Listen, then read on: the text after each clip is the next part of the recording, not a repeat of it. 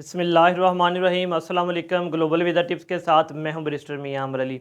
Viewers, कैसे हैं आप? सब लोग ठीक ठाक हैं। मैं उम्मीद करता हूं सब लोग ठीक होंगे, खैर खैरियत से होंगे।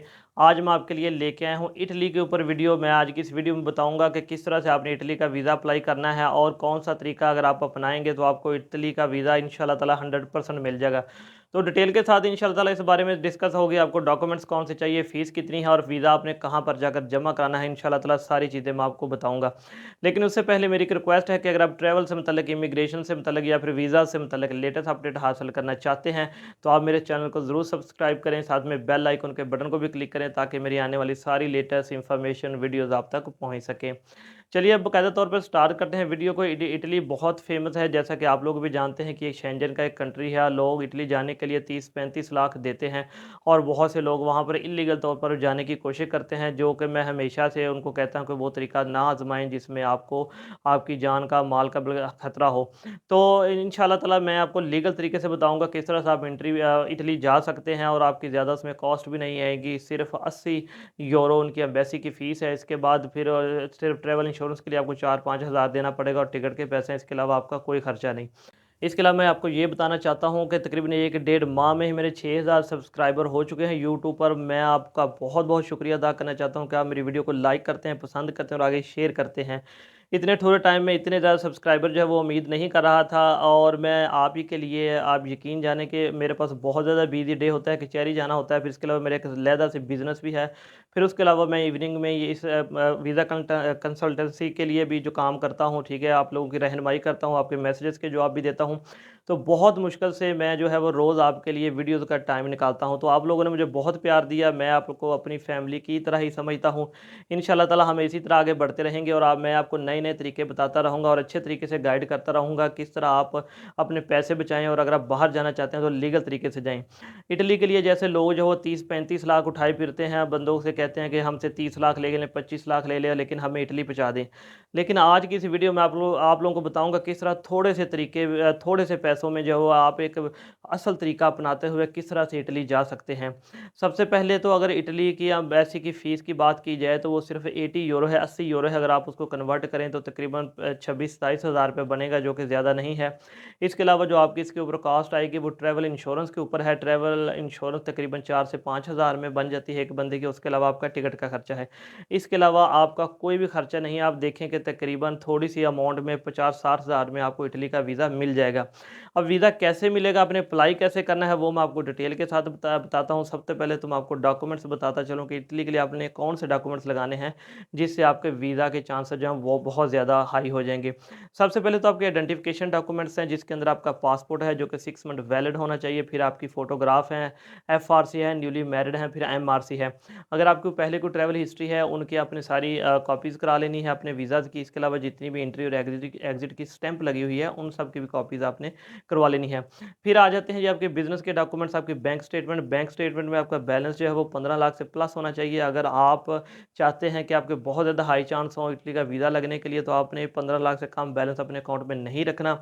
आपका बैंक अकाउंट जो है वो प्रॉपर रन होना चाहिए, उसमें इन आउट होना चाहिए। ये ना हो कि आपने सिर्फ उसमें पैसे रखवा दिए हों, कभी इस्तेमाल ना किए हों, तो ऐसी बैंक स्टेटमेंट के ऊपर जो है वो वीज़ा ग्रांट नहीं होता।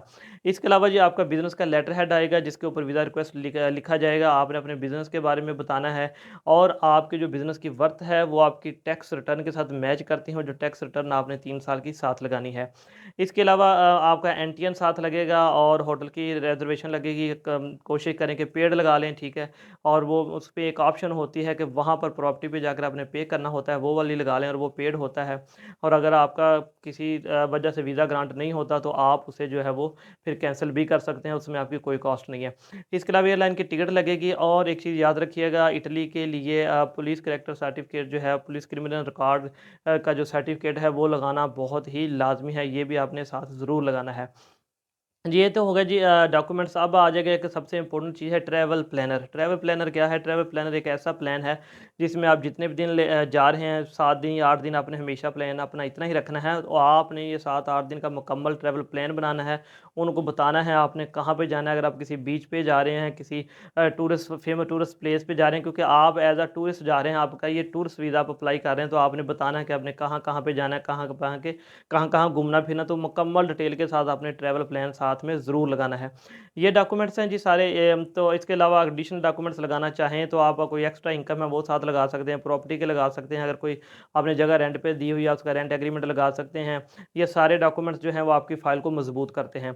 ये तो हो गई जी मुकम्मल डॉक्यूमेंट्स की डिटेल। अब बात करते हैं अपने वीज़ा अप्लाई कैसे करना है। वीज़ा अप्लाई करने के लिए आपने जाना है वीएसएफ ग्लोबल की वेबसाइट पे।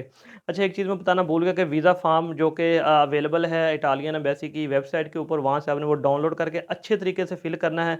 उसमें कोई भी चीज़ मिस नहीं करनी कि जो आप उसका जवाब ना दें, ठीक है? आपने हर चीज़ जो आपसे मुतल्लिका है उसका आपने जवाब देना है। इसके अलावा आपने कोई भी डॉक्यूमेंट्स या कोई भी चीज़ आपने फ़ेक नहीं लिखनी, क्योंकि बड़ी कंट्रीज़ हमेशा जो है वो आपके डॉक्यूमेंट्स की वेरिफ़िकेशन करवाती हैं, और अगर वो कोई कुछ फ़ेक निकला है तो आपको अपनी कंट्री के लिए बैन कर सकते हैं। तो आप अपना करियर जो है वो या नेक्स्ट आपने किसी और कंट्री का प्लान है तो आपसे वो ज़ाया हो जाएगा। तो इसलिए हमेशा कोशिश करें कि ओरिजिनल डॉक्यूमेंट्स जो हैं वो साथ लगाएँ।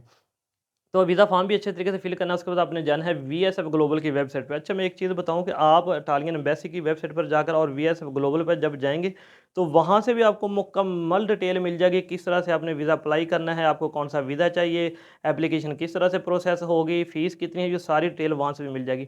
तो वीएसएफ ग्लोबल से आपने लेनी है इटली की अपॉइंटमेंट, और अपॉइंटमेंट आपको 2-3 माह की शायद मिल सकती है। बहुत रश होने की वजह से अपॉइंटमेंट बड़ी मुश्किल से मिल रही है पाकिस्तान से, ख़ासकर शेंजन कंट्री के लिए। तो अपॉइंटमेंट बुक करनी है, फिर आपने सारे डॉक्यूमेंट्स जाकर वहाँ पे जमा करा देने हैं, और इंशाल्लाह ताला 35 से 45 दिन के अंदर आपकी एप्लीकेशन का जवाब जो वो आ जाएगा। और अगर ये सारे डॉक्यूमेंट्स लगाएँगे तो मुझे उम्मीद है कि आपका वीज़ा लग जाएगा।